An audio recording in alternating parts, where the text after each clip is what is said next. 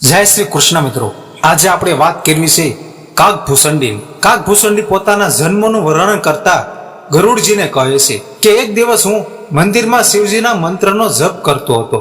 તેવામાં મારા ગુરુ આવ્યા, પણ તેમના પ્રત્યે મારા મનમાં રોષ હોવાને લીધે મેં તેમને બોલાવ્યા નહીં અને પ્રણામ પણ કર્યા નહીં. ગુરુ તો દયાળુ હતા, તેમના દિલમાં રાગ દ્વેષ હતો નહીં, તે કંઈ બોલ્યા નહીં. પણ શિવજીથી સહન ના થયું. તે જ વખતે આકાશવાણી થઈ, હે મૂર્ખ, તું અહમને વશ થઈને ગુરુને માન આપતો નથી અને અજગરની જેમ બેસી જ રહે છે, તો તું અજગર થઈ જા. ભયંકર શાપ સાંભળી મારા ગુરુએ એકદમ હાથ જોડી રુષ્ટાંક ગાય શંકરને પ્રાર્થના કરી, જેથી શિવજી પ્રસન્ન થયા અને બોલ્યા, હે બ્રાહ્મણ, વરદાન માંગ. મારા ગુરુએ કહ્યું છે કે મારા શિષ્ય પર કૃપા કરો. ત્યારે શિવજીએ કહ્યું કે તારા શિષ્યને મરતી વખતે જે અસહ્ય દુખાવો થાય છે તે થશે નહીં અને દરેક જન્મમાં તે પૂર્વજન્મનું જ્ઞાન કાયમ રાખશે. પછી શિવજીએ મને કહ્યું, હરિ વિષ્ણુ અને હર શિવજીમાં ભેદ રાખતો નહીં, સંત બ્રાહ્મણનું અપમાન કરતો નહીં, જા, તારો ઉદ્ધાર થશે. આમ ગુરુ કૃપાને લીધે મારા પર પ્રભુ કૃપા ઉતરી. પછી હું વિંધ્યાચળમાં સર્પ થઈને જન્મ્યો અને સર્પનું ખોળિયું છોડવાનો સમય આવ્યો ત્યારે હું તેને વિના કષ્ટે છોડી શક્યો અને આ રીતે મેં ઘણા શરીર ધારણ કર્યા અને છોડ્યા, પણ મારું જ્ઞાન કંઈ ગયું નહીં. પશુ, પંખી કે મનુષ્યના શરીરમાં પણ હું શ્રીહરિનું નામ સ્મરણ કરતો અને ચાલુ જ રાખતો. છેવટે મને બ્રાહ્મણનું શરીર મળ્યું. મેં નક્કી કર્યું કે હવે છેતરાવું નથી. તેથી મેં ઋષિ મુનિઓના આશ્રમમાં ફરી સત્સંગ કરવા માંડ્યો અને મારું મન હવે શ્રી રામના શરણોમાં લાગ્યું હતું. એકવાર હું સુમેરુ પર્વત ઉપર આવ્યો. ત્યાં મને લોમશ મુનિના દર્શન થયા. તેમના શરણમાં માથું મૂકી મેં પ્રાર્થના કરી કે મને સગુણ બ્રહ્મનું સ્વરૂપનું સમજાવો. ત્યારે તેમણે મને સગુણ બ્રહ્મ શ્રીરામના ગુણોની કેટલીક વાતો કહી અને પછી મને અધિકારી સમજી નિર્ગુણ બ્રહ્મનો ઉપદેશ કહેવા લાગ્યા.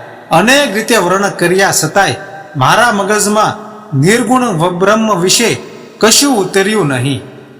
એટલે મેં કહ્યું કે હે પ્રભુ, મને સગુણ બ્રહ્મની ઉપાસના વિશે કહો. મારું મન કેવળ મારા ભક્તિમાં જ રમે છે અને મને શ્રી રામના દર્શન કરાવો. તે પછી હું તમારો નિર્ગુણ બ્રહ્મનો ઉપદેશ સાંભળીશ. મારી અડ જોઈને મુનિએ કહ્યું કે હે વસ, નિર્ગુણ બ્રહ્મનું જ્ઞાન એ જ સગુણ બ્રહ્મનું જ્ઞાન છે. છતાંય મારા મનમાં એવી દ્રઢ હરિભક્તિ હતી કે મેં સામું સગુણ બ્રહ્મનું પ્રતિપાદ કર્યું અને ભક્તિના આવેશમાં મુનિવરને આગળ રાખવો જોઈ તેઓ વિનય ભૂલી ગયા. ફરીથી લોમશ મુનિએ મને નિર્ગુણ બ્રહ્મ વિશે સમજાવવાનો પ્રયત્ન કર્યો. મુનિ નિર્ગુણ બ્રહ્મ પર અડગ હતા અને હું ભક્તિ માર્ગ ઉપર અડગ હતો. મેં સામી દલીલો ઝીકવા માંડી અને મુનિની વાત હું કાને ધરાવતો નહોતો.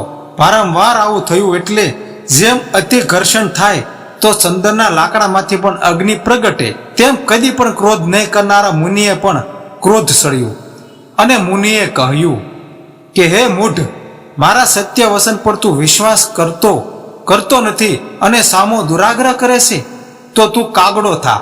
હું તરત કાગડો થયો અને મુનિનો શાપ મેં આનંદપૂર્વક માથે ચડાવ્યો. મુનિના શરણમાં મેં માથું નમાવ્યું. શ્રી રામની ભક્તિ ખાતર હું ગમે તે સહેવા તૈયાર હતો. મારું ધૈર્ય અને વિમ્રતા જોઈ લોમેશ મુનિને હવે પસ્તાવો થવા લાગ્યો. તેથી તેમણે પાસે બેસાડીને મને રામ મંત્ર આપ્યું અને બાળ સ્વરૂપ શ્રી રામચંદ્રનું કેવી રીતે ધ્યાન કરવું તે બતાવ્યું. તે પછી અતિ સ્નેહથી તેમણે મને રામકથા સંભળાવી. રામકથા સાંભળીને મને અપાર આનંદ થયો. મુનિએ મને આશીર્વાદ આપ્યા કે તું શ્રી રામને પ્રિય થા. તને સ્વેચ્છા મૃત્યુ પ્રાપ્ત થવાનું, તું ઈચ્છા અનુસાર રૂપ ધારણ થાવ, તને કોઈ દુઃખ ના થાવું, તે જ તું જે વખતે જે ઈચ્છા કરે તે શ્રી હરિની દયાથી પાર પાડો. તે જ વખતે આકાશવાણી થઈ, હે મુનિવર, તમારું વચન સત્ય થાવો. કાગ મન વસન કર્મથી મારો ભક્ત છે. મારા આનંદનો પાર ના રહ્યો મેં ફરી ફરી મુનિઓના શરણમાં મસ્તક નમાવ્યું. શ્રી રામની કૃપાથી આવું દુર્લભ વરદાન પ્રાપ્ત કરીને હું આ આશ્રમમાં અહીં આવીને રહ્યો. અહીં રોજ રઘુનાથના સગોનું ગાઉં છું અને ગૌડાવું છું. મને મારી આ કાક શરીર પ્રત્યે ઘણો ભાવ છે, કારણ કે જે શરીરથી મને શ્રી રામના શરણમાં પ્રેમ થયો, એ શ્રી રામની કૃપા થઈને દર્શન થયા, તે શરીર છોડવાનું મને મન થતું નથી. હું કાક છું અને કાગજ રહેવા માંગુ છું.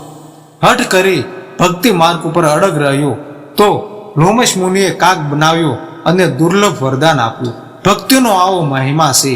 આવો ભક્તિનો મહિમા જાણ્યા પછી પણ જે લોકો તેને સેવતા નથી તે મૂર્ખ છે અને કામધેનુ પાસે દૂધ માંગવાને બદલે આકડા પાસે દૂધ માંગે છે.